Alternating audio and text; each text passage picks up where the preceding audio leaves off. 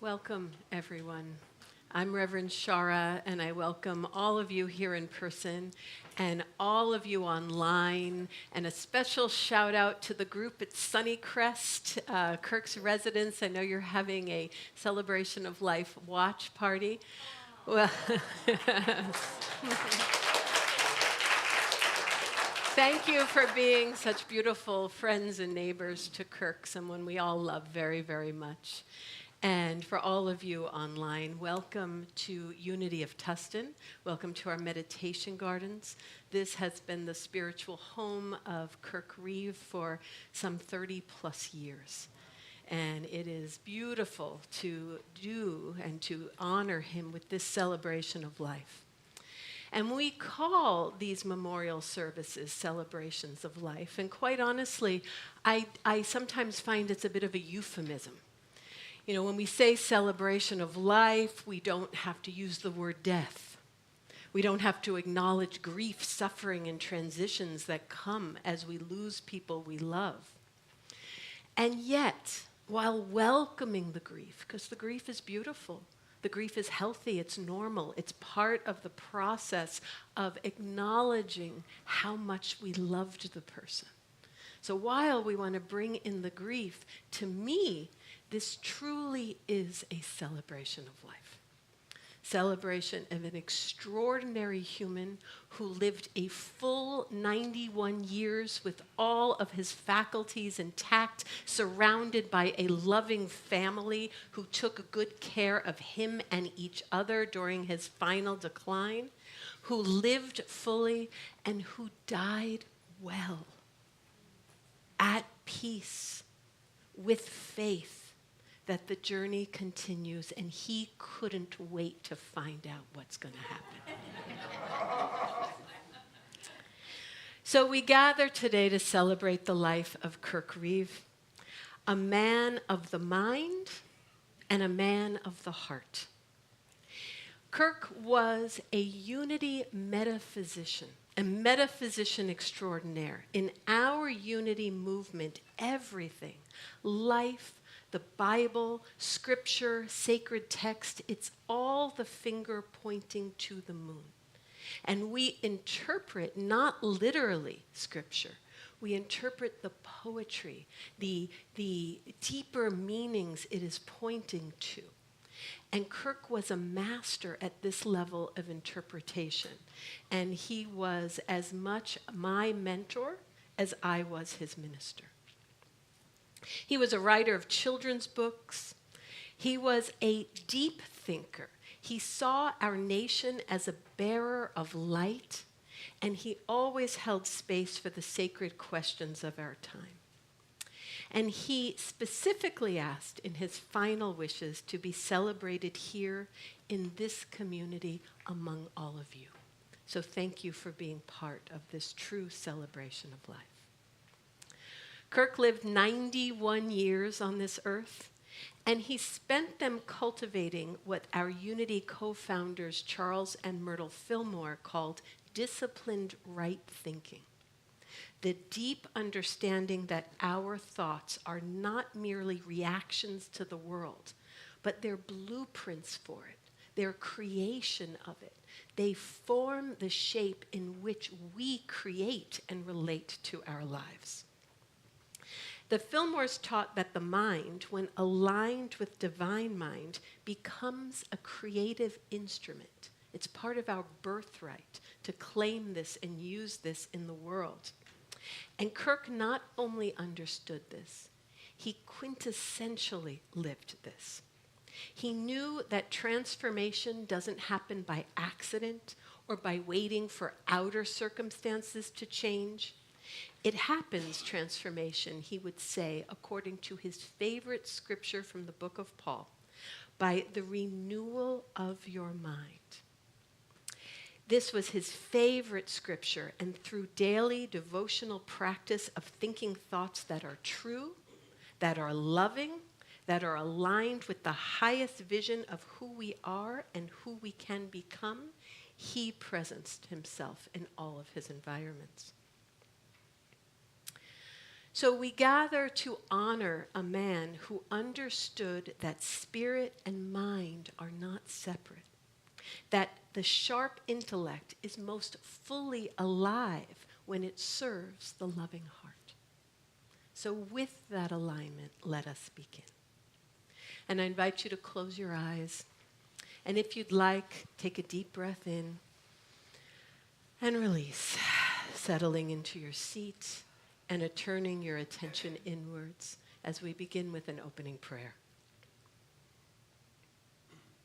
Dear God, sweet Spirit, divine mind in whom we live and move and have our being, we release our beloved Kirk onto his ongoing journey into the mystery. We do not say goodbye, for Kirk himself would remind us that consciousness does not end. It transforms. Be ye transformed by the renewal of your mind.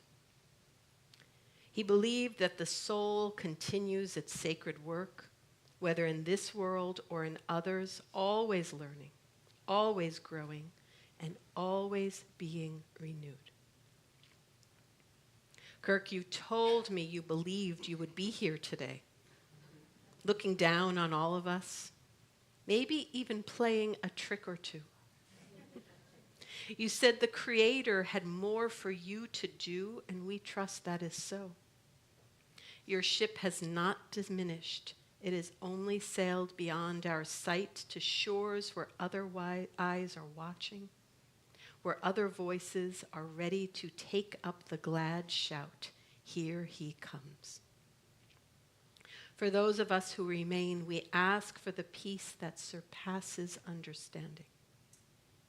We ask for comfort in our grief and gratitude for having known you and your remarkable presence.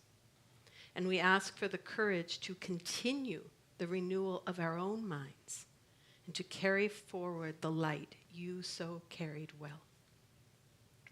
And now I invite everyone here today to silently offer any words left unspoken, any blessings you wish to give, anything in your heart that needs to be said.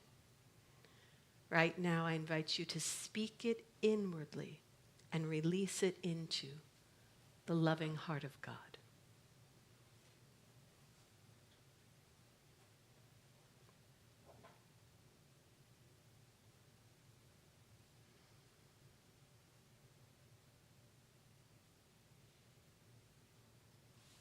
Amen. We're now going to take those prayers, those blessings, whatever it is you released, and have them move into that mysterious heart of God through song, through music.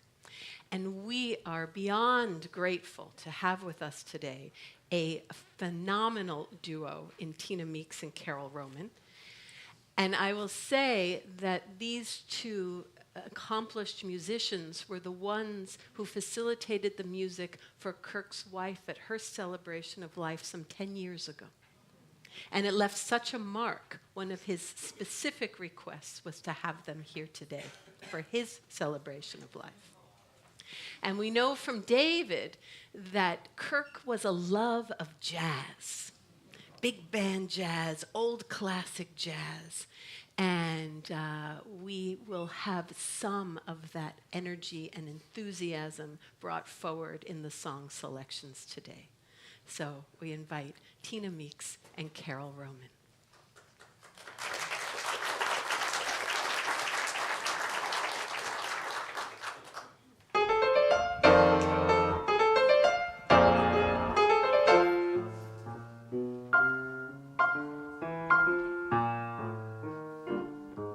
If you should ever plan to travel west, travel my way, take the highway, that's the best.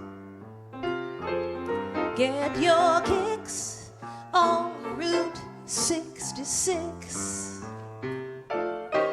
It winds from Chicago to LA,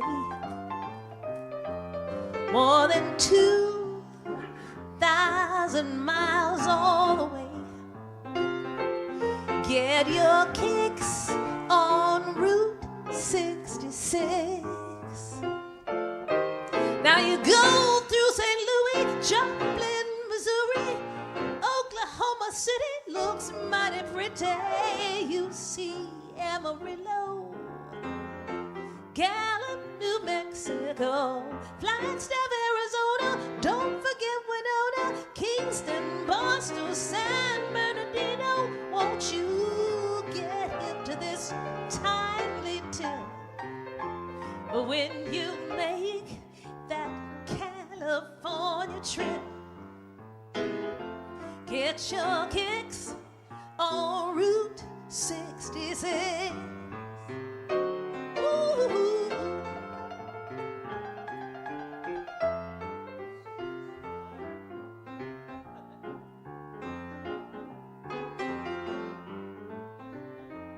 Come on, Carol.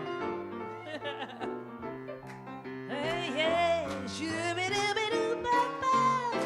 Won't you get hip to this timely tip when you make that California trip? Get your kicks on Route 66.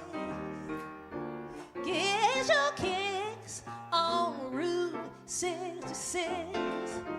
Ah, get your kicks on Route 66.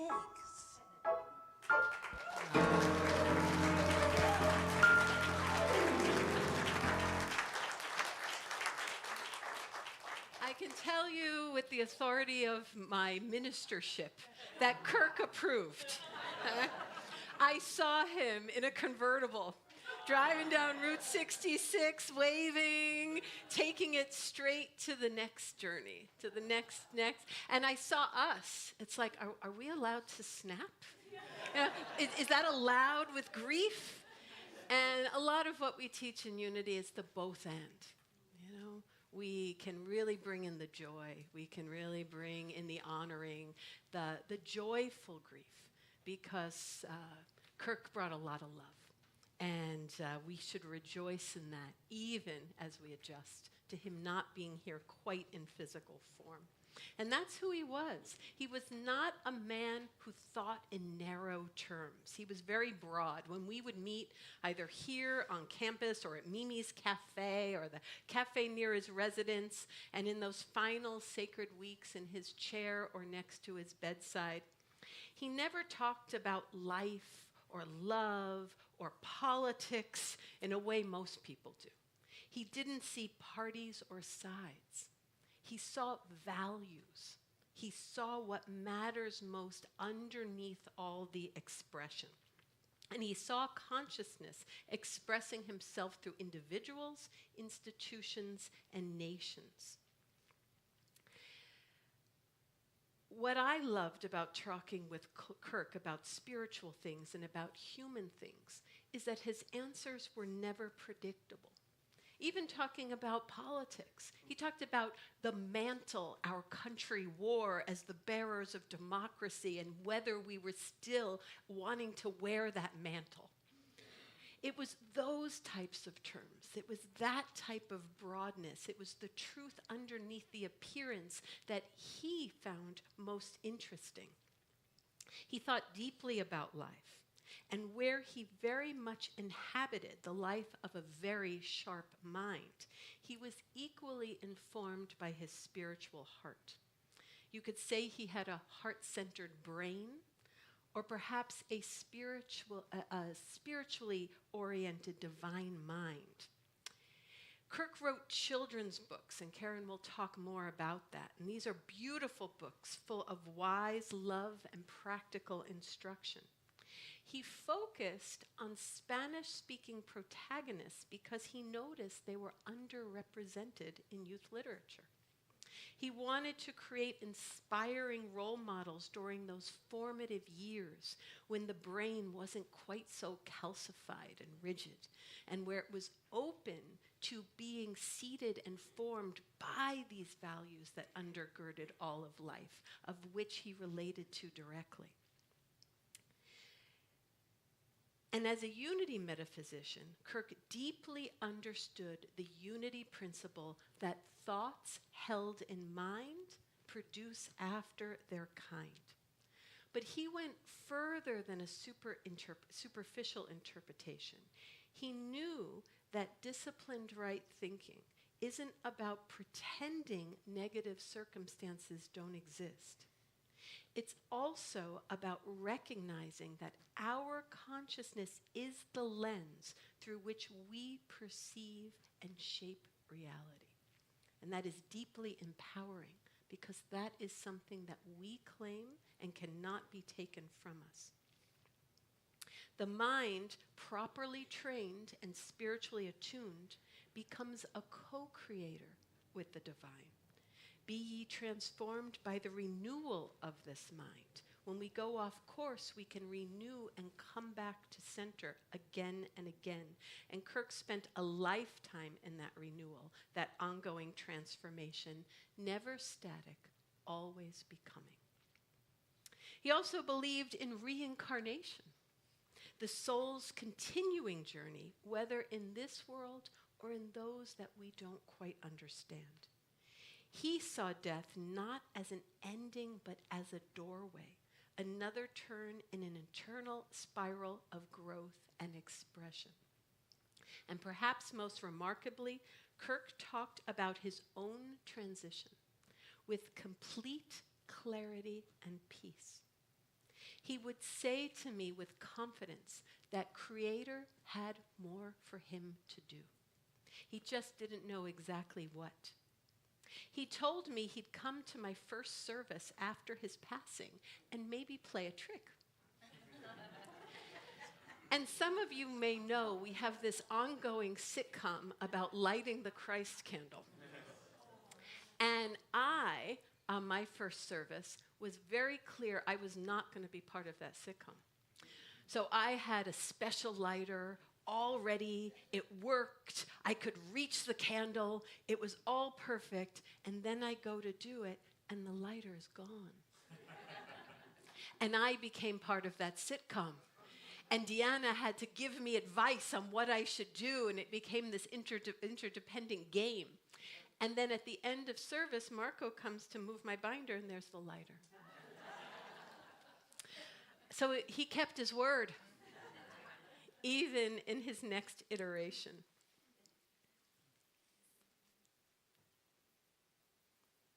So let's just pay attention. And if the candle flickers, or if you notice, he said, maybe you'll just see me for a moment in the back of the room. Or if you go out in the garden and you have an experience with a bird or a butterfly, just take that in as Kirk giving you a wink and letting you know all is well and that we can trust the mystery. Now I would like to give the family and friends a time to celebrate Kirk. So I am going to invite up David Reeve to tell Kirk's life story, which is extraordinary and worth hearing and worth having in a condensed package to remind us what is possible in our own lives. He will invite up Karen Roberts, Kirk's daughter, who will talk a bit about Kirk and his experience as an author. And then Gary Godshall will come up and talk about his experience in the MUTS program, the Men of Unity of Tustin, the men's group he was a part of for a long time. And then we will open it up to his nephew Andy. And from there, anyone who is inspired can say a few heartfelt words about Kirk for 2 or 3 minutes max. I've been known to snatch microphones. Kirk loved a good story. And he loved it even more when they revealed something true about the human condition. So please feel free to share what's true for you. And to begin this journey of honoring, celebrating, and remembrance, I invite David Reed up to share about his dad, Kirk. Thank you, everybody.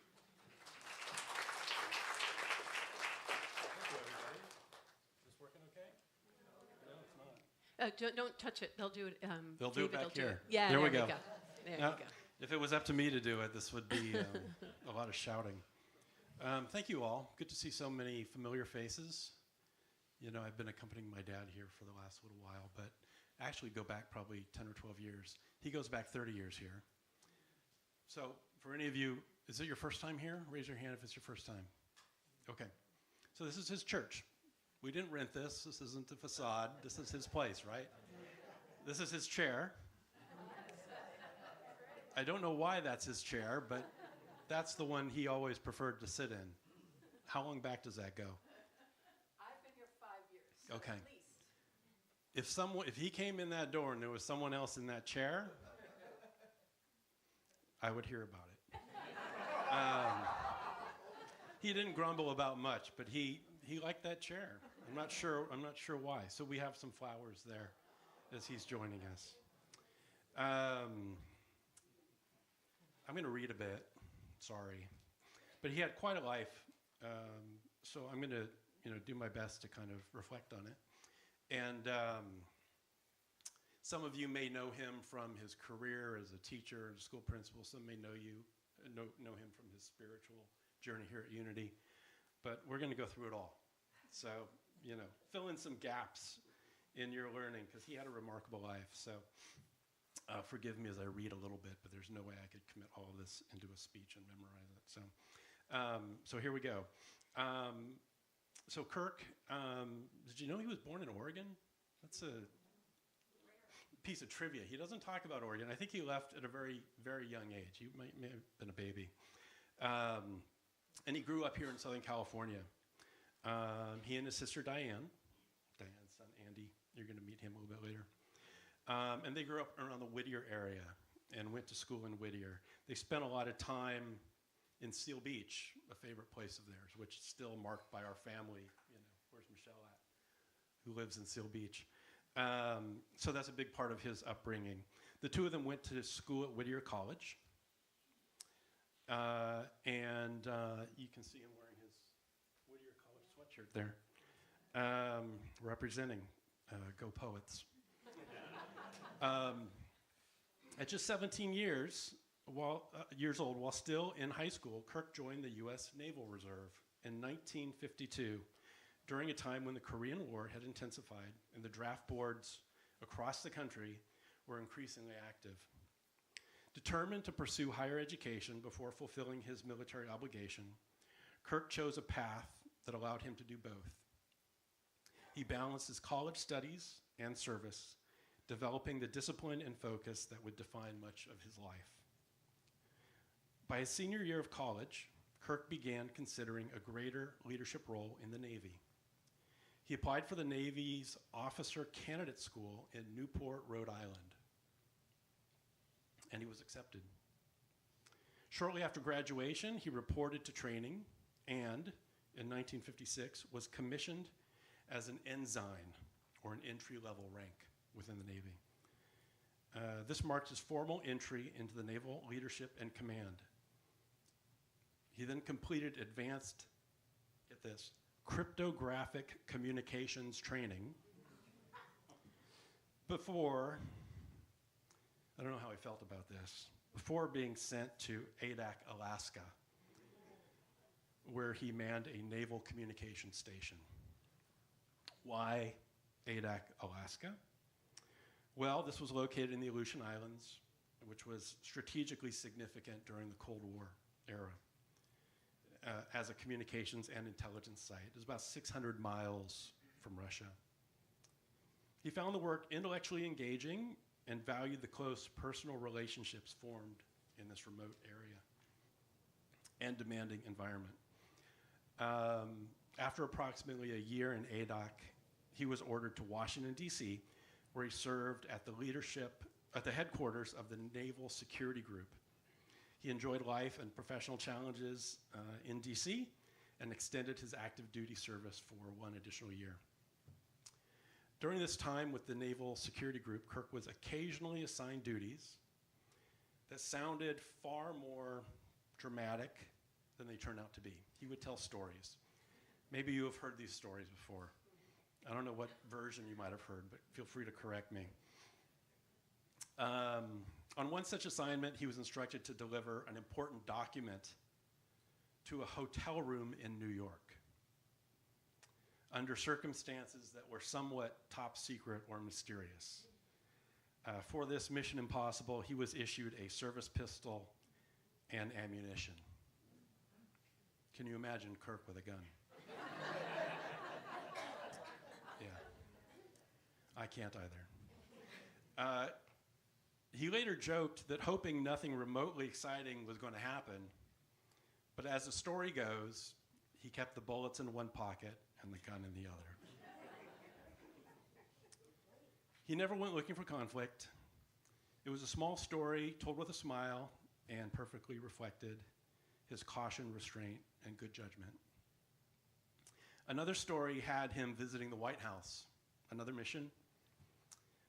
He ended up in the kitchen on a cold night where he was greeted with a hot cup of coffee, and they let him stay a while before delivering, whatever package he had and sending him back out into the cold Washington, D.C. evening. After concluding active duty in December 1960, Kirk returned to Southern California, where he continued serving in the Naval Security Group Reserve at the Naval Air Station in Los Alamitos. Over the following 12 years, he worked on special assignments while advancing through the ranks. In 1972, after 20 years of combined active and reserve service, Kirk retired from the U.S. Naval Reserve at the rank of commander. It's impressive, right? In 1958, so going back a bit, while living in Maryland and the Washington, D.C. area, he met Nancy Overstreet, who would become his wife. And Nancy had grown up in the region where her father worked as a consultant for the federal prison system. She studied dance at Sullins College in Bristol, Virginia, and later at the University of Maryland. Kirk and Nancy were married in 1961 at a Baptist church in Bethesda, Maryland. They honeymooned out here in California in La Jolla. Good choice. And soon decided to leave the cold Maryland winters behind and settle permanently here in Southern California and have a little water. Their first apartment was in Lakewood, and Nancy quickly began teaching ballet at Baker Dance Studio, producing annual recitals for young dancers. In 1962, they moved to Whittier. Nancy took a position teaching dance. They bought a home on Cully Avenue in Whittier. And that's when Karen, my sister, was born. And then I came 5 years later, 1971, after we moved to La Habra on Kinley Street, where we stayed for about 30 years. Kirk spent 3 decades in the Whittier School District, serving as an educator and administrator, known for steadiness, fairness, and approachability. He served as a principal at Daniel Phelan Elementary School and West Whittier Elementary School, working primarily in schools that served large Latino communities. Believing that mutual respect was essential to effective leadership, he taught himself to speak Spanish. Did he ever speak a little Spanish, any of you in the room? A few of you? That usually meant he was flirting.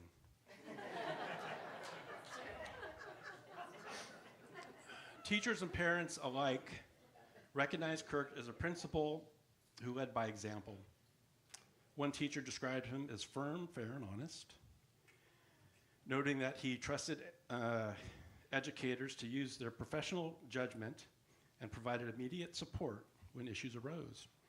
Kirk frequently worked Sundays, I remember that, attended after-school parent meetings, and made a point of being present, talking to students during lunch, greeting parents before and after school. He supported PTA fundraisers and helped pay for playground equipment when budgets didn't cover it.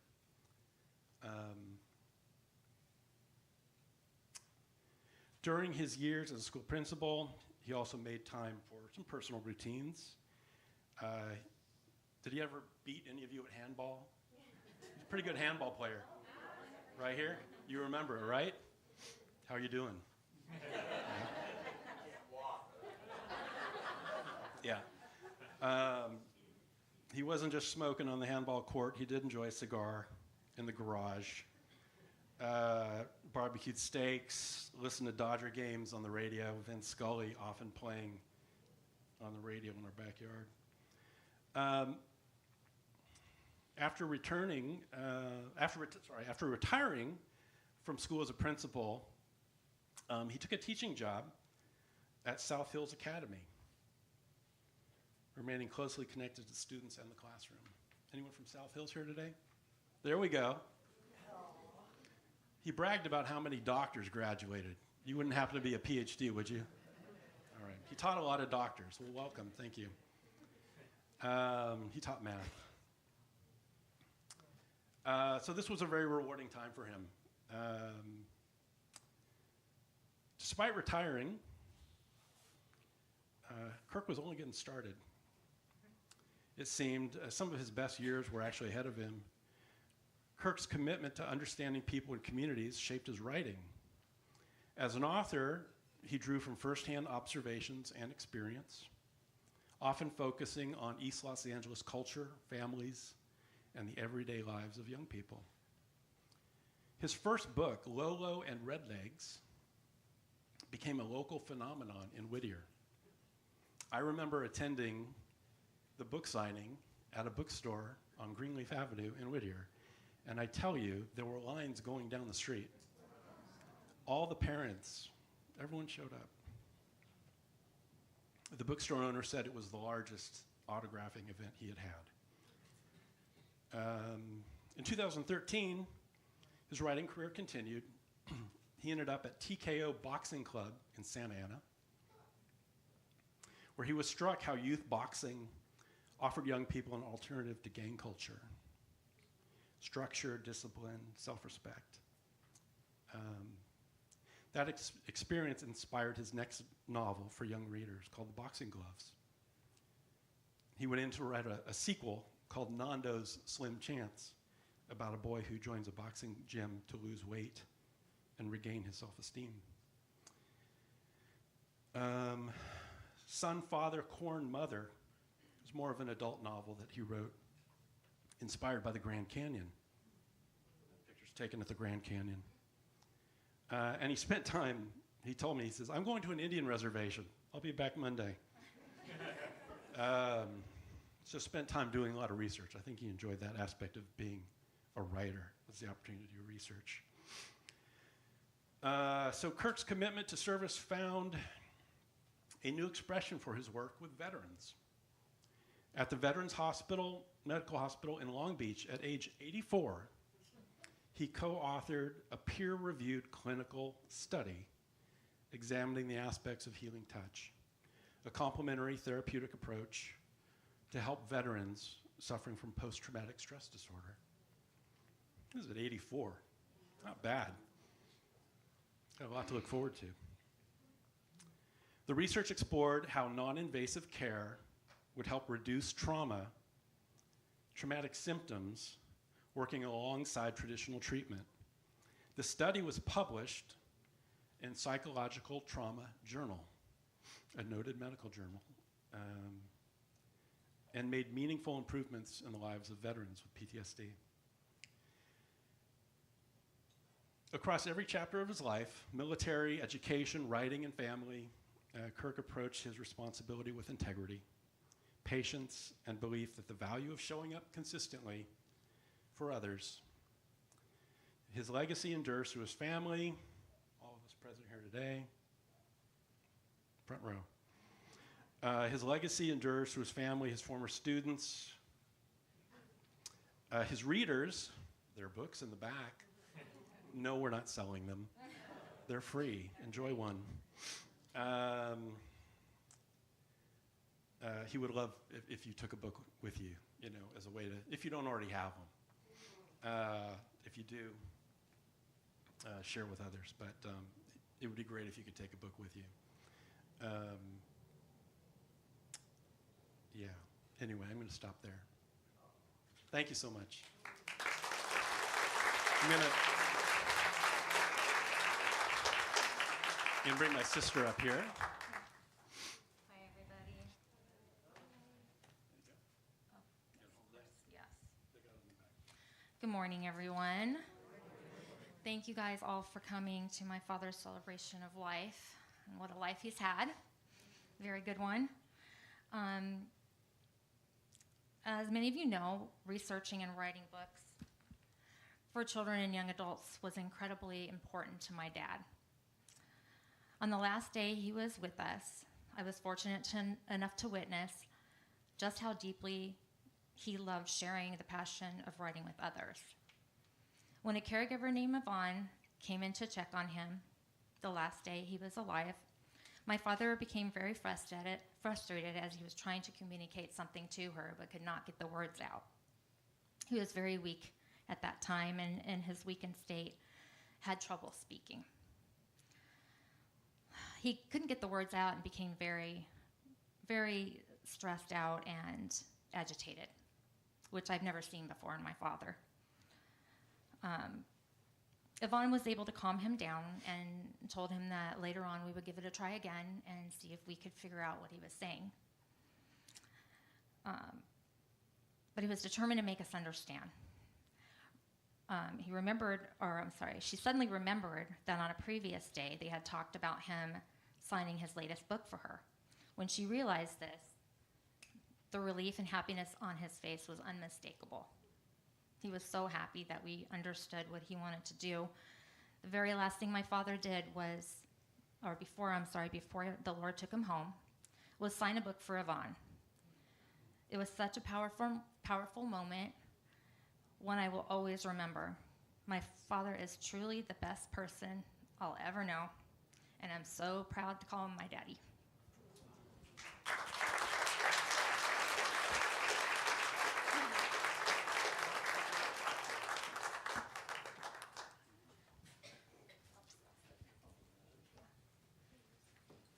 Thank you so much, David and Karen. That was beautiful. Let's breathe that in. This honor, this amazing life well lived. Mary Jean was just saying that so many of us only get to know the nuances of a person at their celebration of life. I'm sure each of us learned new things about Kirk, adding to our recognition of his complexity, the layers, the aspects of brilliance, and the commitment to be generative and evolve until the very last moment, priming him to be ready for the new journey ahead.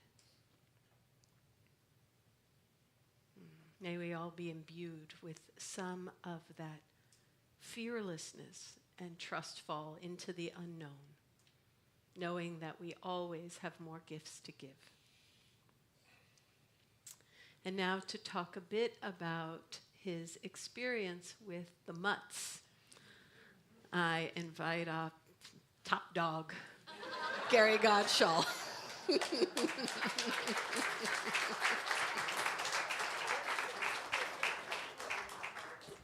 Hi, my name is Gary Godshall. I help facilitate the MUTS program. I'm glad she mentioned the top dog situation.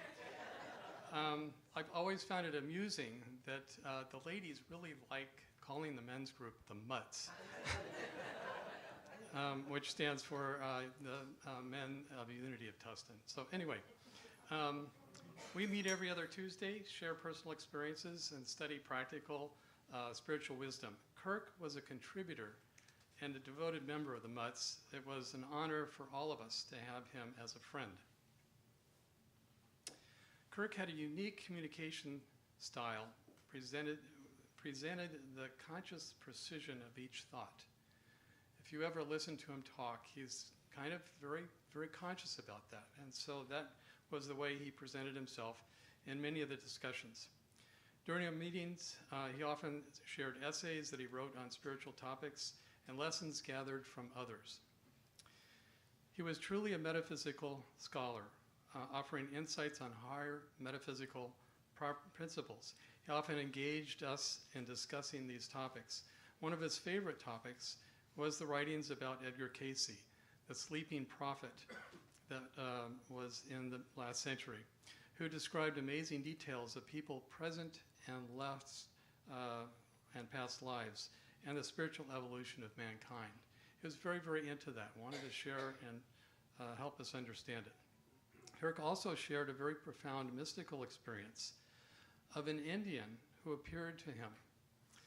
This being became a teacher and a guide who revealed past events and had shaped Kirk's current life. Kirk dedicated much of his life in service to others, specifically to kids, which was mentioned. He did this through years at a school as a principal and in writing and publishing kids' novels. His books taught about overcoming challenges and encouraging strength of good character. Kirk was a veteran and was proud to facilitate the Healing Hands Project at the Veterans Administration in Long Beach. He traveled frequently each week to do research and explore different modes of healing touch and provide guided prayers for fellow vets.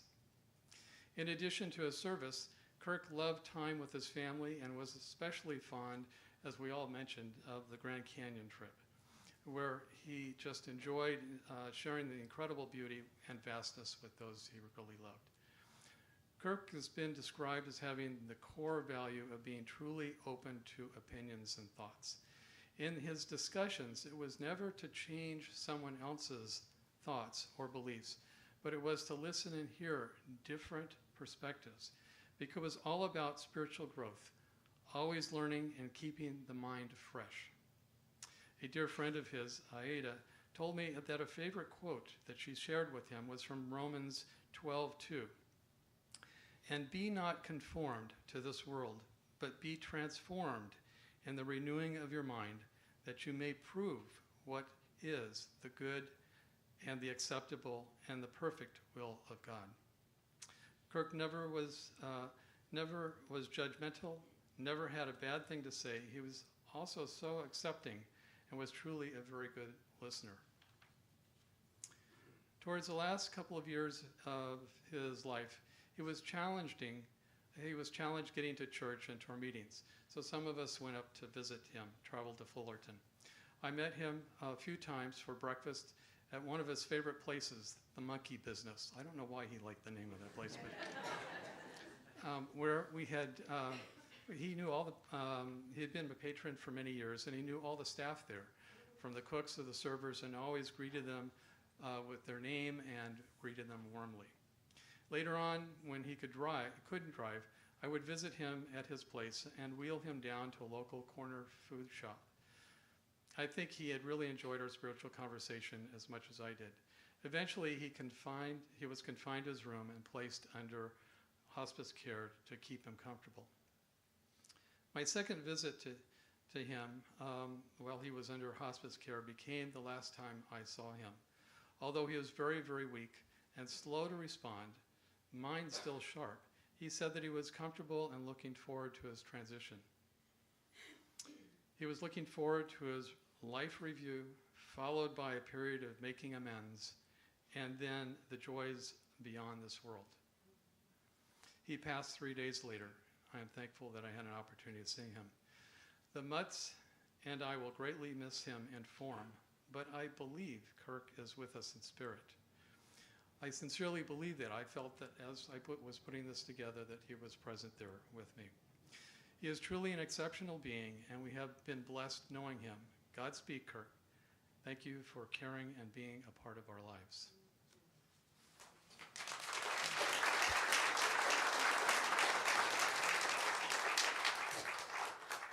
Thank you, Gary. And now, for one night only, I invite up Kirk's nephew, Andy.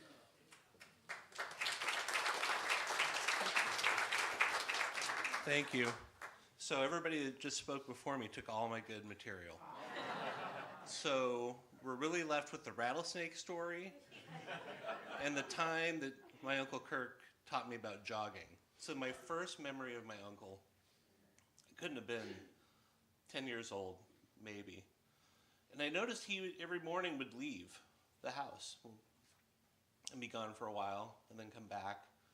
And he was dressed in shorts and t-shirt. And finally I went out one morning after he had left and I saw him running. And you cannot imagine where I grew up. I grew up outside of Redding, California, out in the country. And the only running we ever did there was to catch something or to run away from something. So I didn't quite understand what he was doing, so he explained to me that he would go jogging. And he went every day. And that was really my first exposure to fitness, was through my uncle. They had a heavy bag in your garage, I think. We messed around with that, and just, the foundations, you've listened to what everybody else has said about Kirk, and just everything he did with purpose and passion. It's the best way I can explain it. We loved going to Dodger games. One time they came out to visit. My mom, his sister, Diane, flew down. We're all going to Dodger game. And he said, Diane, I'll buy the tickets. There was my wife and I, my mom, Kirk. I think you guys went too. So a handful of us. He goes, I'll buy the tickets. You just buy Dodger dogs and a beer for everybody. And my mom's like, oh, that sounds great. She came back and she goes, you knew. And he just sat there with a smirk on his face. But I got a free Dodger game out of it and Dodger dog and beer. So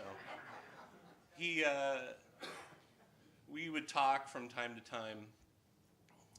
David mentioned the paper that he was cited on at the VA, and I've worked in the medical industry for many years. So he called me and he said, I want you to look at this. And I said, okay, what is it? He said, well, we wrote a paper and I've been cited on it and it's in a publication. It was a big deal, really a big deal. And so he sent it to me and I read it, I looked at it, and he would go through it piece by piece.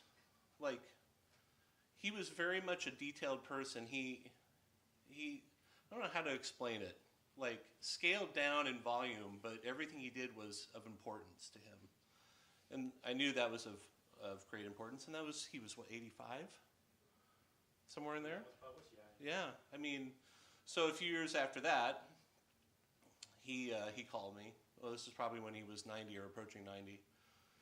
And he was saying, yeah, I'm having trouble walking.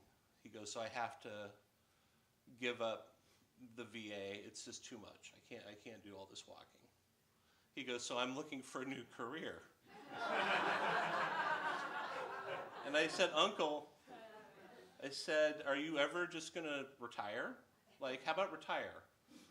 You just sit and write and just, oh, no, I'll find something else.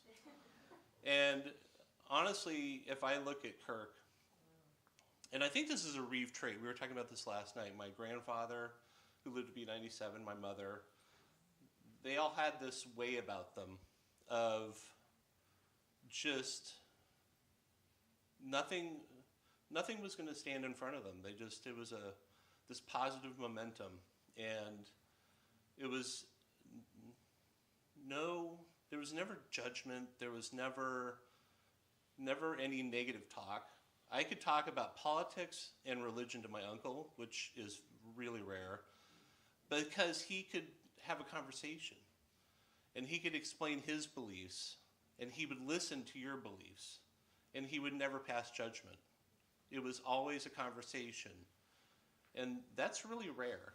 And as I look, now I look back, I was able to celebrate his 90th birthday with him and see him over the past year, and up until the time he left us, it was still that way.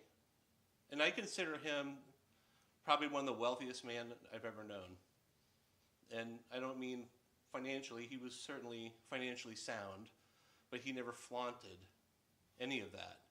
But family and friends, and just listening to the stories everybody else is telling, it's the same same story. Everybody has the same story about him, that he was true and genuine. And I think that's what I would remember most about him. Oh, and the rattlesnake. I'll tell that story just to finish. So the family came to visit us up in Happy Valley. We lived on a bunch of land. And he came in and he said, I don't know, because I've never seen one, but I think you might have a rattlesnake. Which that wasn't uncommon. He goes, but I think in the woodpile, I hear it moving around. And my dad's like, probably a lizard. He goes, well, do lizards like...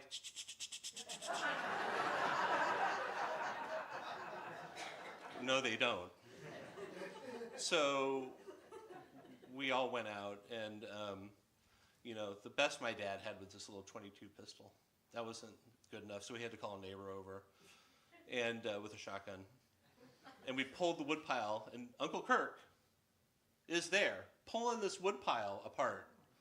And lo and behold, up comes this 6-foot-long rattlesnake. And my dad's like, you need to move out of there. But it was like, look, I was right, it was a rattlesnake. Unfazed, unfettered by it all. So anyway, thank you. We're all going to miss Kirk very much, but appreciate you coming. Thank you.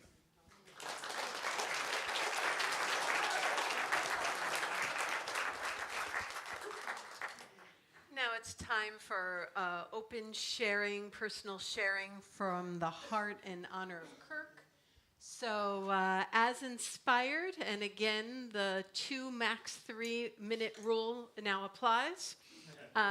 Please feel free to come up and share some thoughts, words, inspirations about your experience of Kirk Reeve.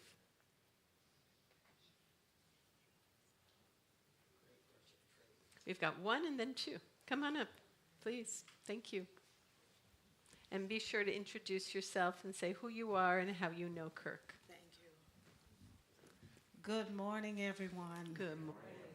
I am honored to be here to celebrate the life of Mr. Kirk Reeve.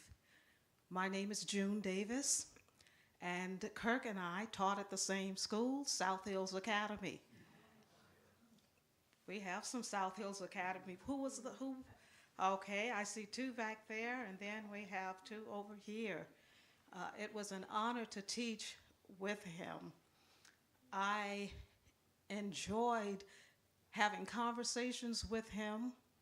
I gleaned so much from his wisdom.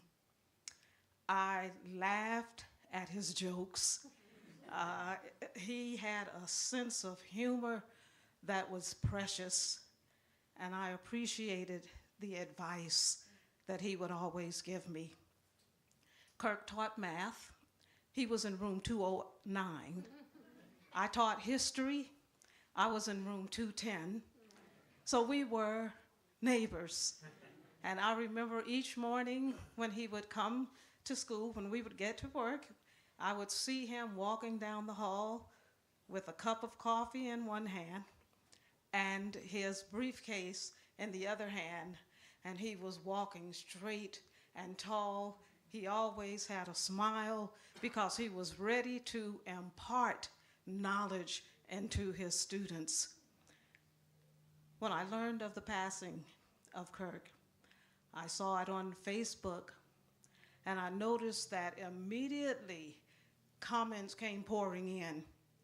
And I noticed those comments, several of them were from his former students, were also from faculty, staff, administration. So I just want to read a few of those comments. Grateful for his mentorship. Such a cool guy. Soft-spoken, and being right next door to him, I never heard his voice raised. His pen tricks. Great teacher, great man. Well-liked and respected. Wonderful man, patient and supportive. A true gentleman, one of a kind, And then one student said, Mr. Reeve had the coolest way of telling us to stand up when we had chapel.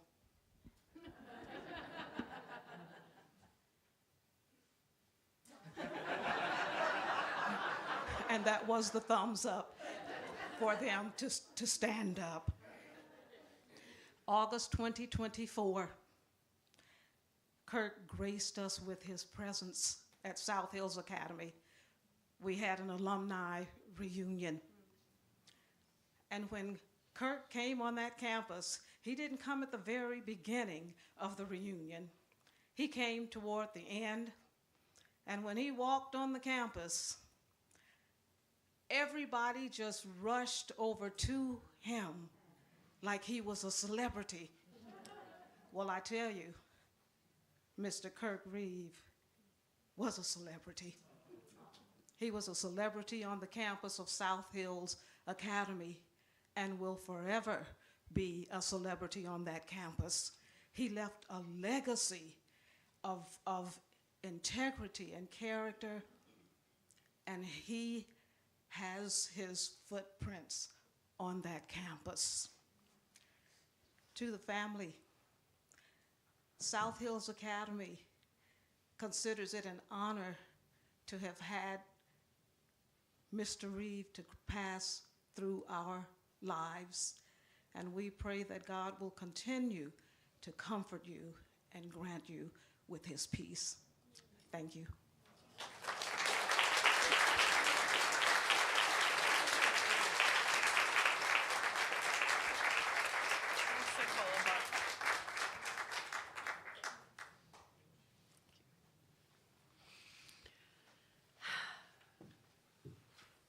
Hello. Thank you. Thank you for all the sharing. Beautiful. My name is Lisa Colabar, and sometimes you can have just one moment with someone that can change your life, that can lift you up, that you'll carry with you forever. And I did not take the opportunity to thank Kirk for this, so I'm so happy to have the opportunity now. But just a little bit of color and background. So everybody goes through transition, right? And churches and Unity of Tustin is no different. So we were in this period of transition, and there was a lot going on. We had lost our senior minister. We were going through COVID. We had basically a new board of directors. We had all been together for about a year, and our board president decided to step down. And the group decided I should be the next board president, okay? So knowing how just tenuous everything was, right, we were meeting outside in the garden, and I had to get up in front of everybody and say, hi, I'm your new board president. And I was literally terrified, right? Like, I did not know what the community's reaction was going to be. I literally, in my mind, I had this, image. People were going to be like booing me off the stage. It was quite a moment. And anyway, we got through it. Nobody booed me off the stage. You were all so gracious and kind. But afterwards, I had a moment with Kurt, and Kirk made a donation to the church, and I honestly don't remember if he handed me the check or if he told me about the check, but it wasn't the check alone, although it was generous and supportive. It was what he said to me. And what he said to me, and what I'll carry forever, is he said to me, every one of these dollars represents a vote of confidence that I have in you. And it lifted me in a way I so needed to be lifted in that moment, but also I'll never forget the moment. I carry it with me forever. If there's ever something I think I can't do or is challenging, I remember those words. And so thank you, dear family, for having us all here today. And Kurt, love you. Be in peace. Thank you.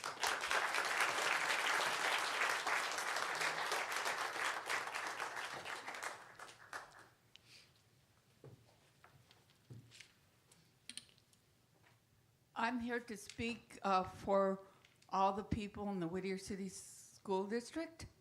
I want to, everybody is in agreement. Kirk was always professional. The students loved him, which is kind of hard if you're teaching math, but they loved him. The parents greatly respected him. He was a joy to work with, and I can say that I'm very grateful that he lives on my bookshelf in an autographed copy of Lolo and Red Legs. As they say in my hood, baile con los analizos, Kirk.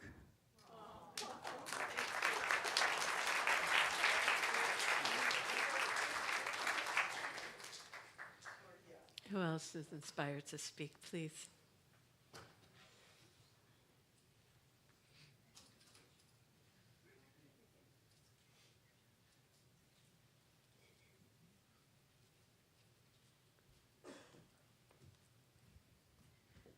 Hi.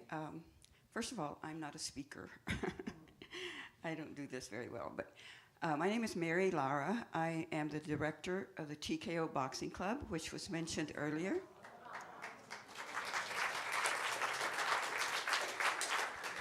We're a 32-year-old program, nonprofit, all volunteer staff. I have been the director of TKO for 31 of the 32 years.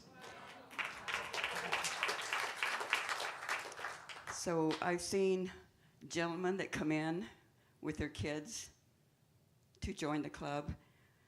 We have tons of kids every night. We're in a very tough area of Santa Ana.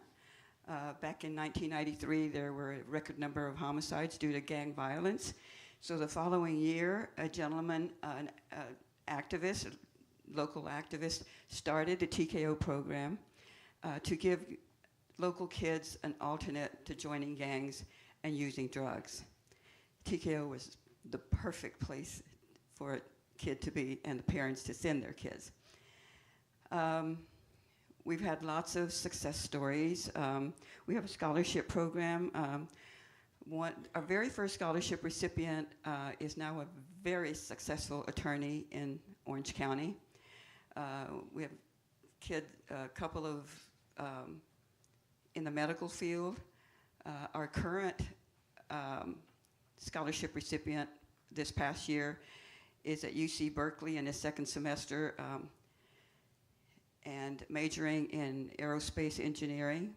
So we have a lot of success stories coming out. It's not just about boxing. As a matter of fact, I don't even like boxing. I don't. When my kids were younger, I would pass by the living room and boxing would be on, and I would say, "That is so barbaric. I can't believe you guys are watching that." And of course, my kids never boxed.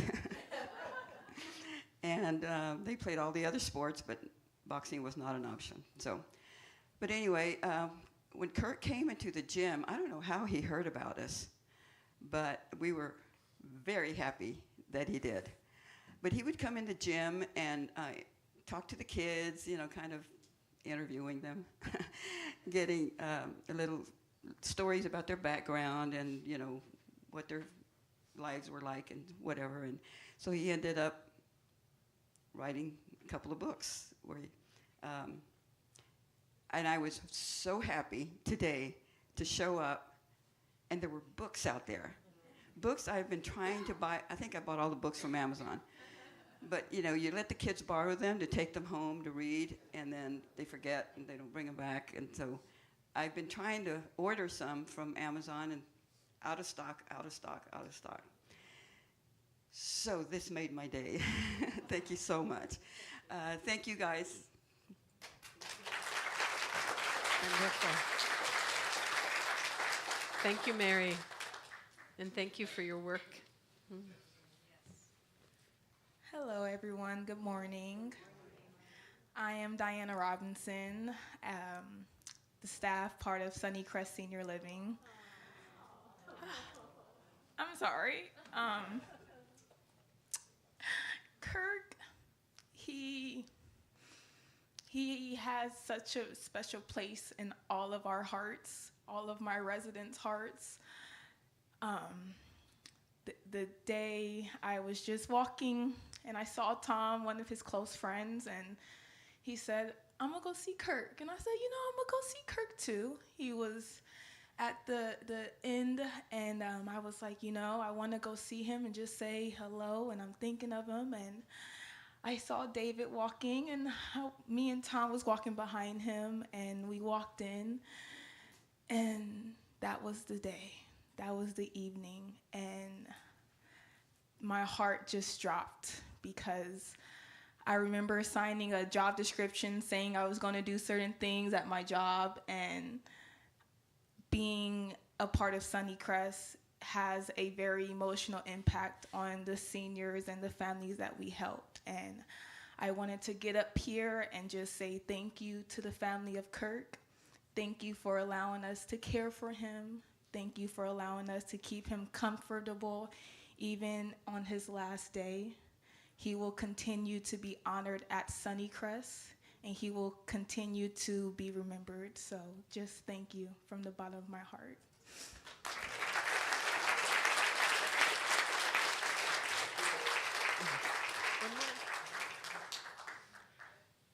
And then after this, we'll have time for maybe one more. So if you have a real burning, share. I'm a graduate of the TKO. Wow. No, I'm not. Although I look like it.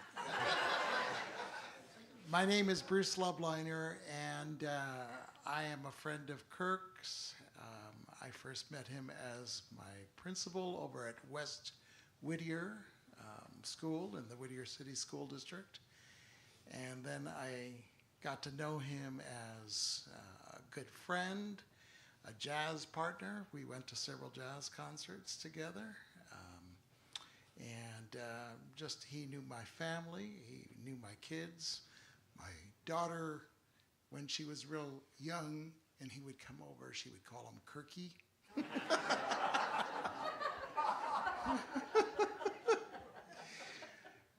And then we have spent many lunches and a few dinners talking to each other and just enjoying each other's company and friendship, and it's really been wonderful. And just neat to know now his kids as well. And I thought I'd share one aspect of his, you've heard about his humor, but it was so understated and so wonderful. I was going to tell you about an incident that took place over at West Whittier School that involves one of the people that is here also, Kitty Schenefeld, because I was teaching and it was towards the very end of the school year, and I thought, okay, well, I'm just going to get through with this year. I'm ready to go on vacation and enjoy my summer.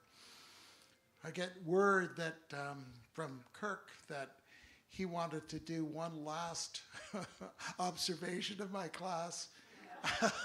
And it was maybe in the month of May, right before we were leaving, or probably June at this point. I said, okay, and I'm telling my wife, well, what am I going to do? What am I going to teach that he's going to come in and whatever? Oh, my gosh. And just before he's scheduled to come in, Kitty Schenefeld, who was teaching kindergarten at the time, walks in with her entire kindergarten class and walks through my class. Hi, Mr. Lublin, we just wanted to see your classroom. And at that very moment, of course, in walks Kirk with his clipboard to do the observation of my class. Of course, it was planned all along, but it just kind of gives you the idea of what a wonderful sense of humor he had. So, representing him as a friend and people from the Whittier City School District, I just want to say thank you to you for your father, who was a wonderful person to me, and thank you. Is there any final shares, any burning shares? Right there. We'll have you be our last.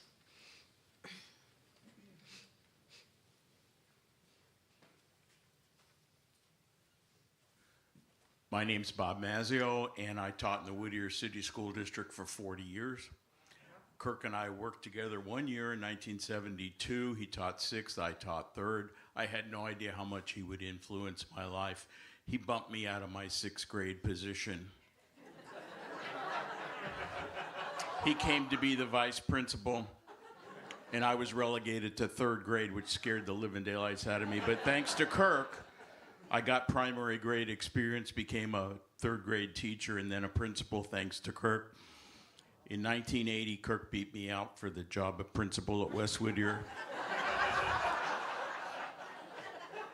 But he had some advice for me when I became a principal 1 year later, and we were principals together for a long time. And I never realized how many times his actions influenced my life until recently. I had the experience of having the joy of listening to Kirk give a 2-hour report at a school board meeting in July. And it was about 118 degrees in the school board meeting because they had no air conditioning. And I had been assigned to go to this school board meeting because I was in grad school, and one of the assignments was go to a school board meeting and make a report on what you saw and learned from a school board meeting. Kirk was director of categorical programs, and his job was to give the board a report on the progress of the Title I program. Kirk did a Kirk job, which was deliberate. And if you know him, measured, as somebody said. Anyway, so we're in the middle of this meeting, and in about an hour in, there's only about 5 people in the audience left, but one of the scoreboard members says, Kirk, excuse me, in your paperwork here that you gave us, there's an asterisk after a certain piece of information. What does that stand for? And Kirk looks up at her, and he says, well, in the words of the American hero, Nathan Hale, who said, I regret that I have but one asterisk to give for my country. So fast forward 50 years, and I'm sitting next to Kirk at breakfast that Bruce had set up, and we got together again.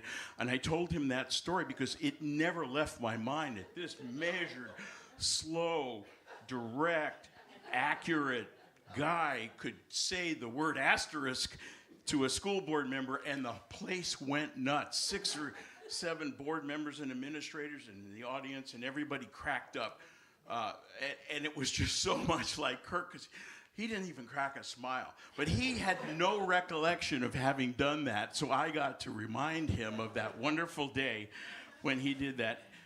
Thanks to Bruce, who was just up here, I got to have breakfast and lunch with Kirk 3 or 4 times in the last few months. And it was really refreshing to relive those minutes again. But I thought everybody would like that asterisk story. Thank you.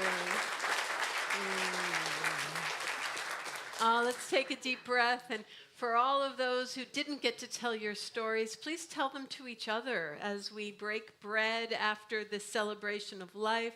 Keep telling your stories among yourselves as families, to the children, to the grandchildren, to keep alive the dynamism of this amazing human who touched so many lives by being impeccable with his presence and love with everything he did. And to celebrate that even more, I invite more music from Carol and Tina. Clapping is okay.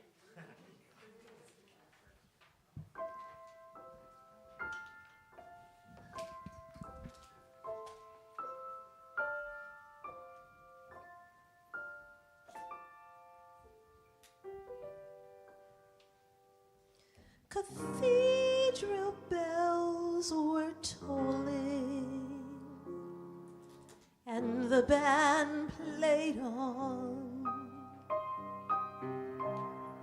Was it the spell of Paris, or the April dawn?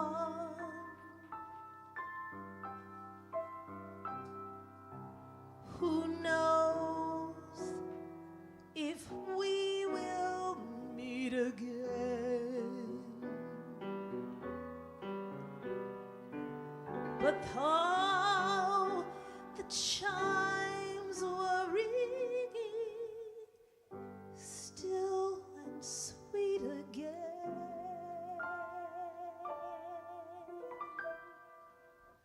I'll be seeing you in all the old familiar places that this heart of mine embraces all day through. In that small cafe, the park across the way, the children's carousel, the chestnut trees, the wishing well, I'll be seeing you in every lovely summer's day, in everything that's light and gay.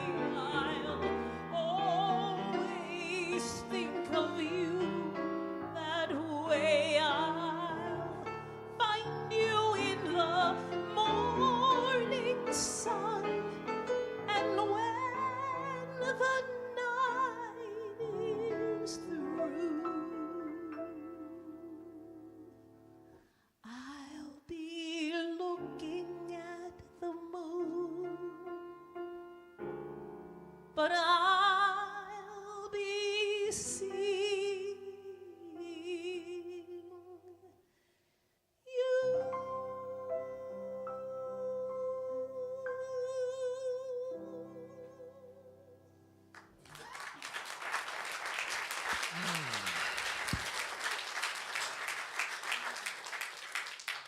Thank you, and thank you all. Kirk specifically asked that this reading be included in his celebration of life. It's called Gone from My Sight, but as we know, he will still be seeing us. Sometimes this is known as the parable of immortality, and when you hear it, you'll understand why Kirk loved it, because it captures the unity understanding that death is not diminishment, but transformation, that the change is in our perception, not in the soul that still eternally remains and sails on. It goes like this. I am standing upon the seashore. A ship at my side spreads her white sails to the moving breeze and starts for the blue ocean. She is an object of beauty and strength. I stand and watch her until at length she hangs like a speck of white cloud just where the sea and sky come to mingle with each other. Then someone at my side says, "There she goes." Gone where? Gone from my sight, that is all. She is just as large in mast, hull, and spar as she was when she left my side. And she is just as able to bear her load of living freight to her destined port. Her diminished size is in me, not in her. And just at the moment where someone says, "There she goes," there are other eyes watching her coming, and other voices ready to take on the glad shout, "Here she comes." Kirk understood this perfectly. The ship doesn't diminish. Our sight does. The soul doesn't shrink. It simply moves beyond the horizon of our current perception. And somewhere on a shore we cannot yet see, the welcoming of Kirk has already begun. In our unity understanding, death is a transition, not an ending, but a transformation. The caterpillar enters the cocoon and dissolves entirely before emerging as something new. Jesus demonstrated this pattern of life, death, and resurrection, of order, disorder, and reorder of a higher order.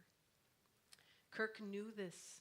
He looked forward to his transition with the confidence of a man whose mind had been renewed many times over, who had practiced transformation and evolution as a way of life.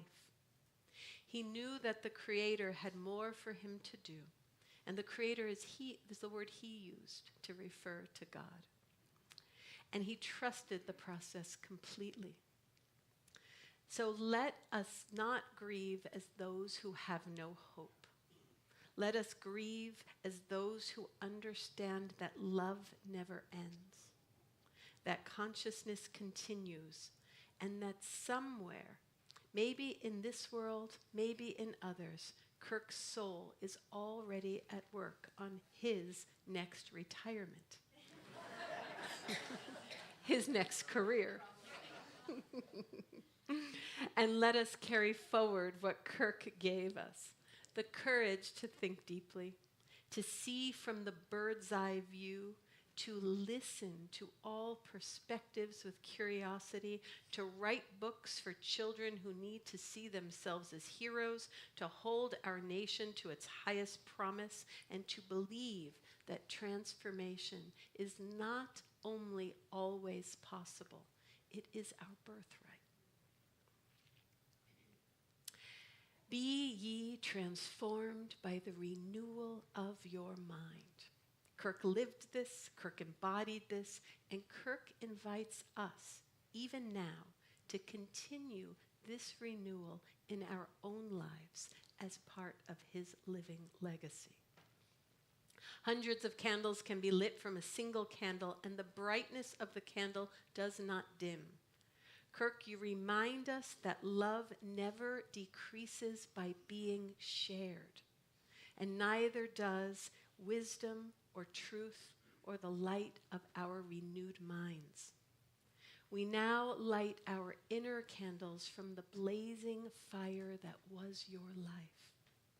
Because of you, in remembrance of you, we will think deeply, love broadly, see clearly, and shine brightly as part of your enduring legacy. Let us bless Kirk together with our unity prayer of protection. And some of you may not know it, so I'll say the first line and I ask you to repeat. Kirk, the light of God surrounds you. The light of God surrounds you. The love of God enfolds you. The love of God enfolds you. The power of love protects you. The power of love protects you. And the presence of God watches over you.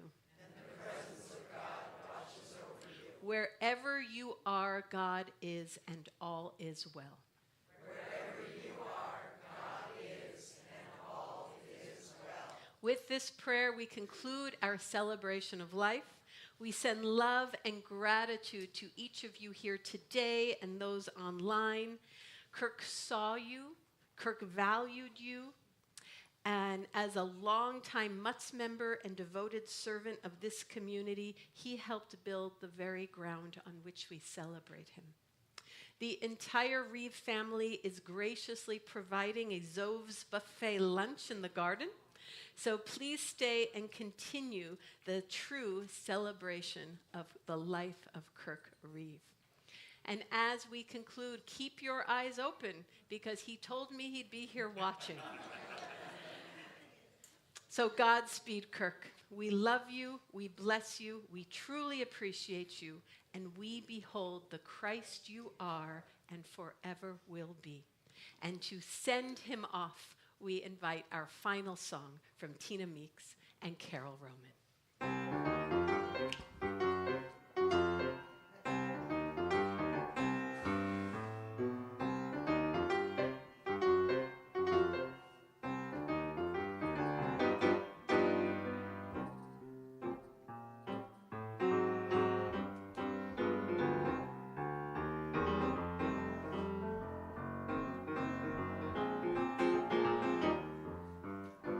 Don't mean a thing if it ain't got that swing.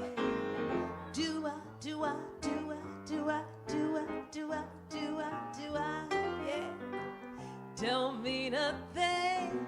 All you got to do is swing. Do I.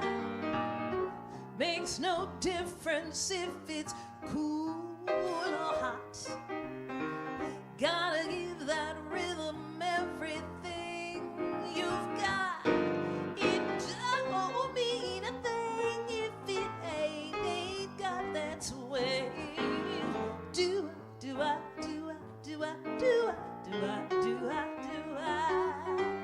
Ooh.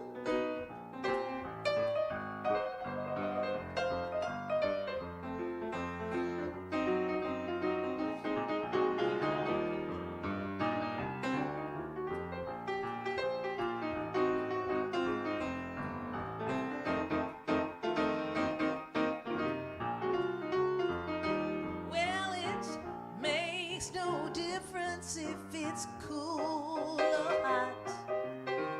Gotta give that rhythm everything you've got.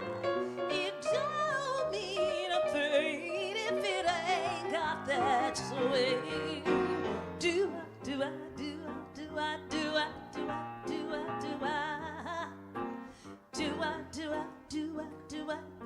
Do I bring it down? Yeah.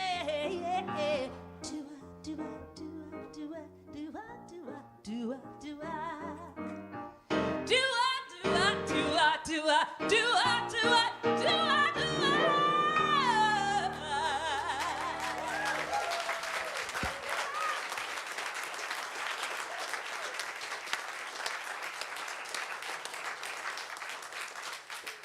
And I'll ask for the Reeve family to be exit first as we make our way to our beautiful, delightful lunch and breaking of bread in this perfect weather, served up courtesy of Kirk. God bless you, and go and live the legacy of Kirk and the best of who he is out loud. Thank you.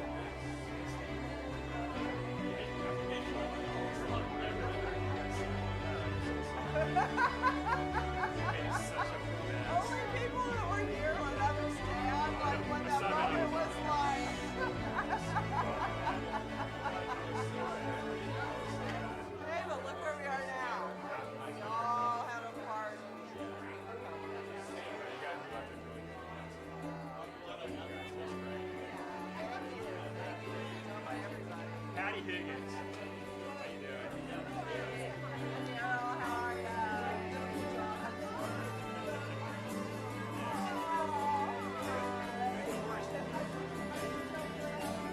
Not that, not as much. It's not really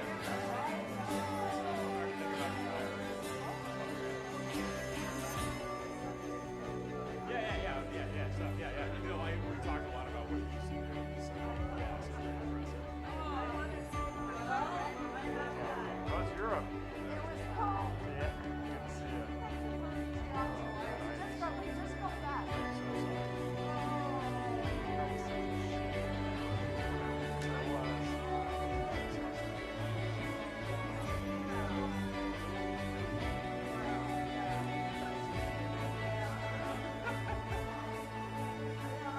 That place looks like it recovered beautifully, didn't it? That's kind of emotional. It's the first time I've been back. Dr. Nick J. How are you? Good to see you, buddy. How was Europe? Good. You guys froze your butts off. So where'd you guys go? Netherlands and Germany. Yeah, nice. See your family in Germany. Yeah. Oh.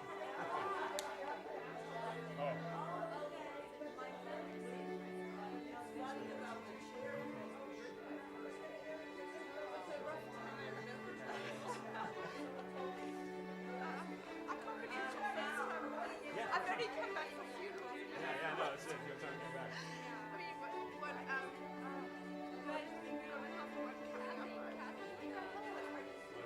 Kathy Andrews? Yes, I saw that. I didn't know that. I didn't know she was. I think like pancreatic cancer. And they didn't know that.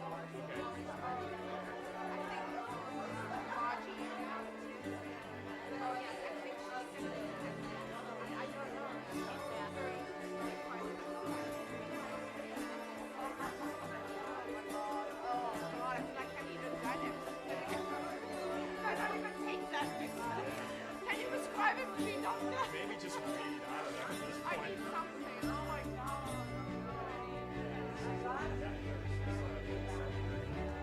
This is the first time I'm doing that. You know, like 6 years. Right?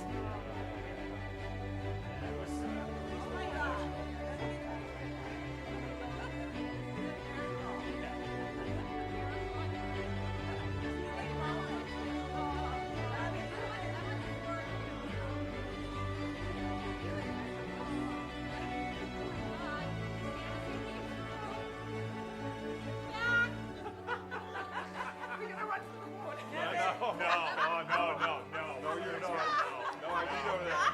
I beat him. No way, right?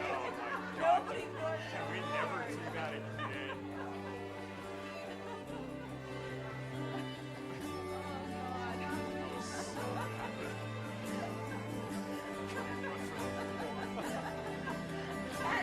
Now I gotta.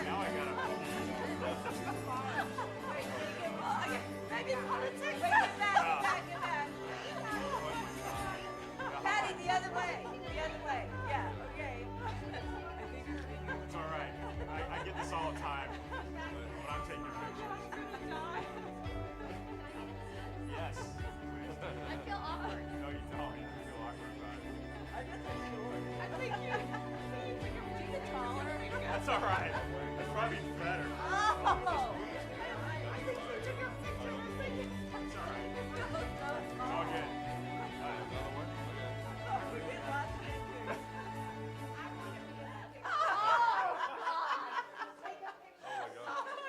The world's worst alumni association.